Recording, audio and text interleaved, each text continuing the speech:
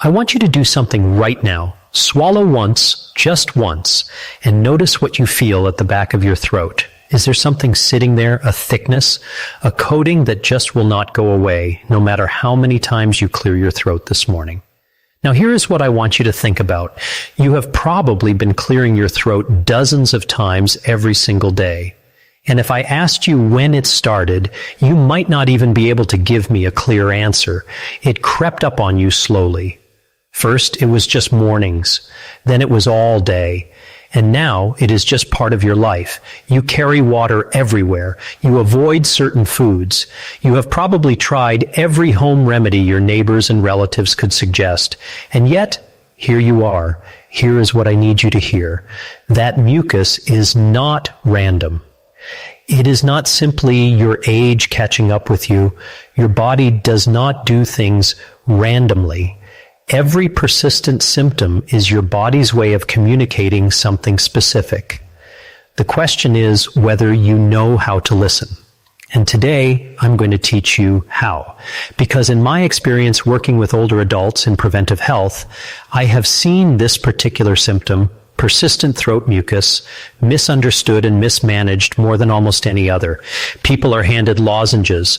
They are told to drink more water. They are dismissed. And the actual cause, sitting quietly underneath everything, never gets addressed. Today, we are going to change that. I'm going to walk you through 5 specific research-supported causes of persistent throat mucus in adults over 55. And I'm going to do something that most videos on this topic never do. I'm going to tell you which 2 of these Discover More video transcript generator, YouTube summary service, TV, and video equipment causes are almost certainly working together in your body right now, because they almost always do, and how that combination makes everything dramatically worse. My name is Dr. Franklin. I work in preventive health and senior wellness. And my commitment to this community is always the same. Plain language, real research, practical steps you can start using tonight. Before we go any further, drop a comment below and tell me this. Is your throat mucus worse first thing in the morning, or does it stay with you all day long? Because your answer to that one question actually tells me quite a lot about what is driving this in your body.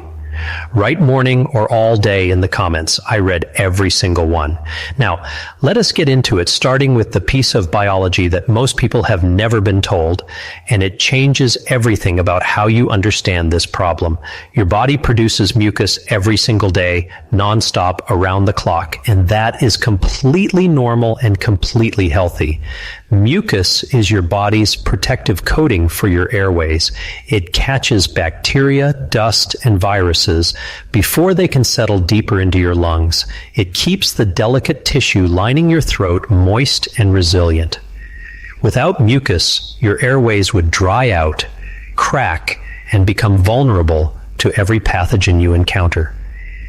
Mucus is not the problem. The problem is what happens to that mucus as we get older. Here is something that research has confirmed clearly, but that most people are never told by their doctors. There is a system in your body called mucociliary clearance. Your airways are lined with millions of microscopic hair-like structures called cilia. Their job, done millions of times a day without you ever noticing, is to sweep mucus upward and outward, keeping it thin and moving so it never accumulates. In a younger adult, this system is efficient and fast. Mucus gets produced and cleared almost instantly. But studies confirm that as we age, these cilia slow down. They beat less frequently, and the result is that mucus that would have been swept clear in seconds at age 40 can pool and accumulate for hours at age 65 or 70. What this means practically is that any factor pushing your body toward excess mucus production will hit harder and last longer in an older adult than in a younger person. That is not a complaint about aging. It is simply the physiology and understanding. It is the foundation of everything we are going to talk about today. So with that context in place, here are the 5 causes, and I want you to listen carefully because I am going to tell you which ones tend to stack on top of each other. The first cause is one I want you to pay very close attention to because research consistently shows it is the most frequently missed explanation for persistent throat mucus in this age group. It is called laryngopharyngeal reflux. You may have never heard that term. Let me explain it in plain language. Most people are familiar with heartburn, that burning feeling in the chest after a heavy meal, classic acid reflux. But there is a quieter, more deceptive version of this problem, one with no chest burning, no obvious digestive discomfort whatsoever, just a throat that will not settle down. Here's what happens. At the junction where your esophagus meets your stomach, there is a muscular ring called a valve.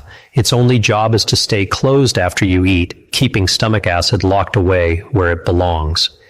As we age, this valve can gradually lose tone, like a rubber band that has been stretched too many times.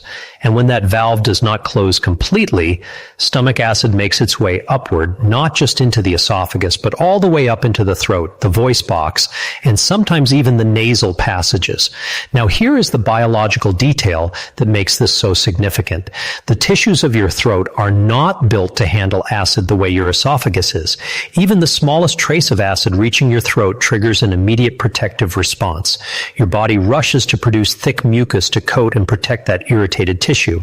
This is completely logical biology, but when this is happening night after night while you sleep, you wake up every single morning to that familiar heaviness at the back of your throat and you have no idea why, because there is no heartburn, no chest pain, no clue pointing towards your stomach.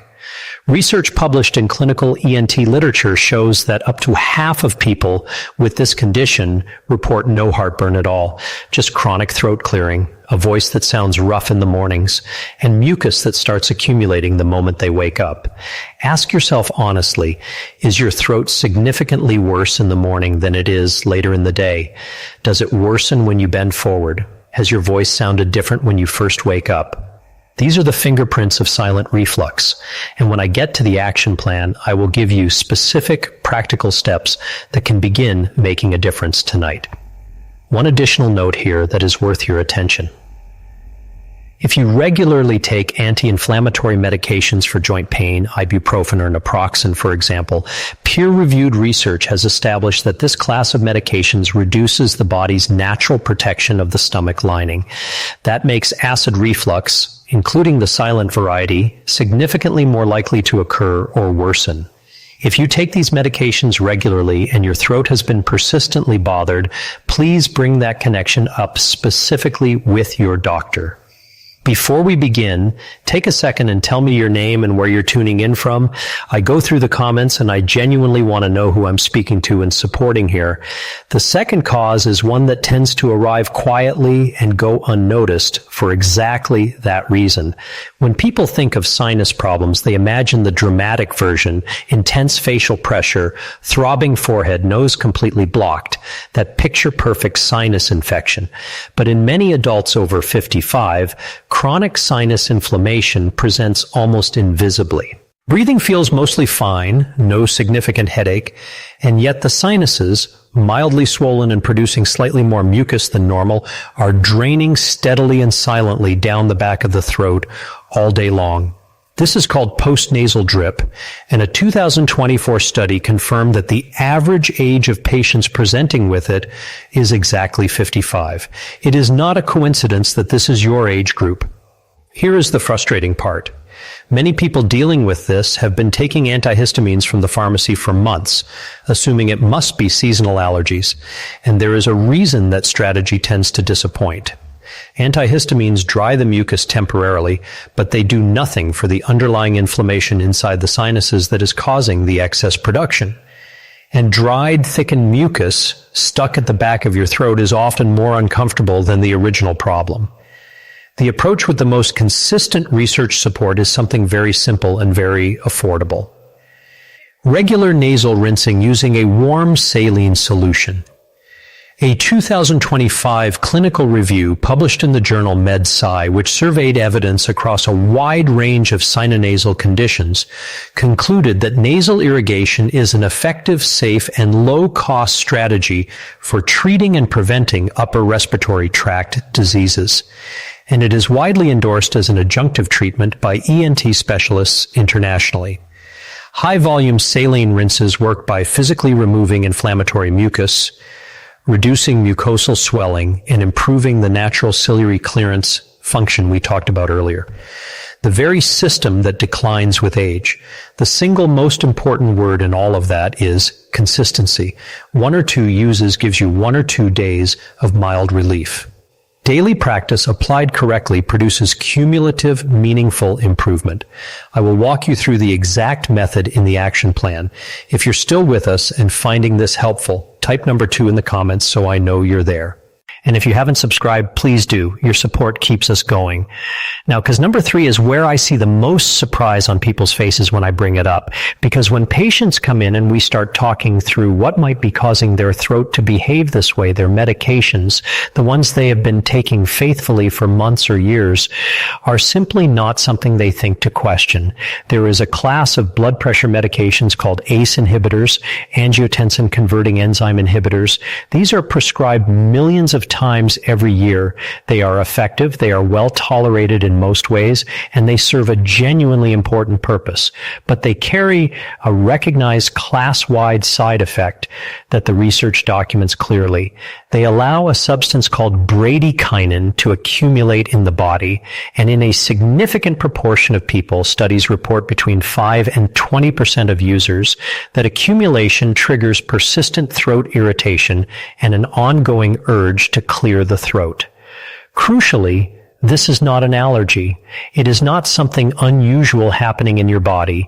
It is simply how the drug works, and your throat happens to be sensitive to the effect. Here is the detail that causes this connection to be missed so often. The side effect can take weeks or even months to develop after starting the medication. So if you began a blood pressure pill 8 months ago and your throat started bothering you 6 months ago, you may never have connected those 2 events. But that timing alignment is exactly the pattern the research describes. A large-scale study of more than 27,000 patients found that adults over 65 had a 53% higher odds of experiencing this throat side effect compared to younger users. This is specifically relevant to this audience. If you take a blood pressure medication and you are unsure whether it belongs to this class, your pharmacist can tell you in under a minute. And if it does, there are alternative medication categories, ARBs, angiotensin receptor blockers, that control blood pressure equally well and do not carry this specific side effect. That conversation with your prescribing doctor is worth having. If you are still watching, type the word clarity in the comments, because that is exactly what I want this video to give you. The 4th cause is one that surprises people, not because it is complicated, but because it is something they dismissed as too obvious to matter: hydration. But let me give you the physiology, because this is not what most people think it is. Your mucus is mostly water. Its consistency, whether it is thin and fluid or thick and sticky and difficult to move, is directly related to how well hydrated the surrounding tissue is. Now, here's the clearest way I can put it. Think of maple syrup fresh from the bottle versus maple syrup that has been sitting open overnight. Same substance, completely different behavior. Your mucus behaves in exactly the same way based on your hydration state. Now, here is the specific aging-related wrinkle that makes this more than just a simple reminder to drink more water. Research has established clearly that the thirst mechanism becomes significantly less reliable as we age. A younger adult feels thirsty well before they become meaningfully dehydrated. In older adults, that early warning system is blunted. You can be dehydrated enough to noticeably affect your mucus consistency and your daily comfort without feeling particularly thirsty at all. Waiting for thirst to prompt you to drink means you are consistently operating behind the curve. And a mildly dehydrated state maintained day after day keeps your mucus persistently thick and sticky in ways that amplify everything else we have discussed today. A practical fluid target referenced widely in clinical nutrition guidance is approximately 30 ml per kilogram of body weight per day from all sources: water, Herbal teas, soups, and water-rich foods all count toward that target. But the behavioral key is deliberate, consistent intake throughout the day, not catching up when you feel thirsty. If you're still watching and this helps, type number 4 in the comments. If you haven't subscribed yet, hit that button and the bell so you don't miss any future videos. The fifth cause is one that rarely gets discussed in videos like this one, and I think that is a significant gap because for a meaningful portion of older adults dealing with persistent throat mucus, the root of the problem is not in the throat, not in the sinuses, and not in the stomach. It is in the gut. Here's what the research shows. Your digestive tract and your respiratory system share regulatory pathways through the immune system and the nervous system. The health of your gut microbiome, the trillions of bacteria living in your intestines, directly influences how reactive and how inflamed your upper airways are. When the balance of the gut microbiome is disrupted, a state researchers call dysbiosis, it can activate immune responses that promote mucus overproduction in the airways. Not because there is anything physically wrong with your throat, but because the gut is sending inflammatory signals that the respiratory system responds to. This connection, sometimes called the gut-lung axis, is an active and growing area of clinical research. Multiple peer-reviewed studies, including research published in the American Journal of Respiratory and Critical Care Medicine and the Journal of Allergy and Clinical Immunology, have confirmed that gut microbiome disruption can trigger immune responses that promote airway inflammation. Animal model studies have gone further. When mice received gut microbiome transplants from patients with chronic lung disease, those mice showed measurably increased airway mucus production, demonstrating a direct causal link between gut health and what happens in your airways. What disrupts the gut microbiome in older adults? A diet low in fiber and fermented foods, repeated courses of antibiotics over the years, high sugar intake, chronic stress. These are not exotic factors. They describe the daily reality of a very large proportion of older adults. You will not fix a gut airway axis problem with a throat lozenge, but you can begin supporting your gut microbiome through consistent daily choices, and I will include that in the action plan. Before I give you the full action plan, I need to take a moment that is genuinely important. Most of the time, persistent throat mucus in older adults is benign. It is exactly what we have been discussing today, manageable, addressable, and not dangerous. But your body sometimes uses symptoms to signal something that requires professional attention, not self-management. Please make an appointment with your doctor promptly if you notice any of the following: mucus consistently tinged with blood, even a small amount, difficulty swallowing that is gradually getting worse, unexplained weight loss alongside your throat symptoms, a lump or persistent swelling in your neck, a significant voice change that is not improving over time. These signs go beyond the territory of today's conversation. Please do not work around them. Bring them to your doctor. Now for the action plan. This is the part where everything we have covered translates into something you can actually do. Tonight, stop eating at least 3 full hours before you lie down. When you eat and immediately recline, your stomach is still processing, and the valve we discussed earlier has its hardest time staying closed. 3 hours of upright time after your last meal is one of the most evidence-supported behavioral steps for reducing nighttime silent reflux. Elevate the head of your bed slightly, not with extra pillows under your head, which just bends your neck. Use a firm wedge placed under the headboard legs or mattress.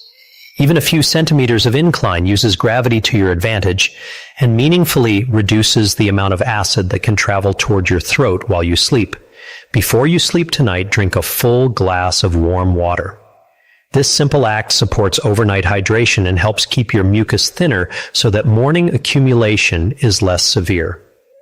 Tomorrow morning, before coffee and before breakfast, drink 1 to 2 glasses of plain warm water. This one habit costs nothing. It immediately begins rehydrating your body and loosening the overnight accumulation of mucus before it has a chance to become your whole morning. It is one of the most consistently reported, impactful changes people make. This week, get a nasal rinsing device from your pharmacy, a neti pot or squeeze-style bottle. Use water that has been boiled and cooled to a comfortable warm temperature, not straight tap water. Add a small pinch of plain salt and optionally a very small pinch of bicarbonate of soda, which may help thin mucus by gently neutralizing nasal acidity. Use it once daily, preferably in the morning. Give it 2 full weeks of consistent daily use before you judge whether it is helping. Consistency is what separates the people who say it worked from the people who say it did not. Make an appointment specifically to review your medication list in relation to your throat symptoms. Come with the timeline written down. When did your throat symptoms start? When did you last start or change a medication? Bring that chronology. If you take a blood pressure medication, ask directly whether it is an ACE inhibitor and whether an alternative in the ARB class might be appropriate for you. To begin supporting your gut-airway connection, add 1 small daily serving of a fermented food to your routine. Plain yogurt with live cultures, kefir, a small portion of kimchi or sauerkraut. These choices begin to diversify and support the gut microbiome in ways that research links to reduced airway inflammation over time. This is a long-term strategy, not an overnight fix, but long-term strategies are the ones that actually change your baseline. Set hydration reminders. Keep water accessible in every room where you spend time and eat more water-rich whole foods, cucumbers, watermelons, soups, herbal teas. Your mucus will thank you within days. A quick word on popular home remedies because I know you have tried some of them. Honey is genuinely soothing for irritated throat tissue. It is not harmful and can calm symptoms temporarily, but it does not address any of the 5 causes we discussed today. Dairy does not create mucus from nothing. The science does not support that. But some individuals find that dairy proteins create a sensation of increased thickness in existing mucus. If you notice a consistent pattern, a 2 to 3 week reduction trial is worthwhile. Apple cider vinegar is a popular suggestion online, but for anyone with silent reflux, introducing additional acid into the system can actually aggravate the problem. Please be cautious there. Here's what I want you to walk away with today. That persistent mucus coating the back of your throat has a reason. 5 possible reasons, actually, and most people living with this problem have never had a single one of them explained properly. Silent reflux happening quietly while you sleep with no heartburn to warn you. Postnasal drip from low-level chronic sinus inflammation that never announces itself dramatically. Medication-related throat irritation, specifically from ACE inhibitors, developing months after starting a medication and never getting connected. Chronic mild dehydration running just below the level that triggers obvious thirst, and gut microbiome disruption sending inflammatory signals your airways are responding to. None of these require you to simply accept a life of constant throat clearing. Each one has a practical, evidence-grounded response, and none of the first steps require a prescription or specialist. They require some knowledge, some consistency, and a willingness to treat your symptoms as a signal worth responding to rather than a nuisance to manage. If someone has ever told you that this is just getting older, I hope today gave you a different lens because you are not just aging. You are dealing with specific, identifiable, addressable physiology, and you deserve to know that. Make sure you are subscribed and have notifications turned on. I have a video coming very soon on exactly how gut health connects to the chronic inflammation patterns that drive some of the most common complaints I hear from adults in this age group. That is a conversation you will not want to miss. If this video gave you something genuinely useful today, would you share it with one person who has been quietly dealing with this same problem? That one share costs you nothing and could genuinely shift how that person understands their own body. And before you go, tell me in the comments which of these 5 causes surprised you the most and how long have you been dealing with this? I read every comment personally. This is a real conversation and your experience matters here. Take care of yourself.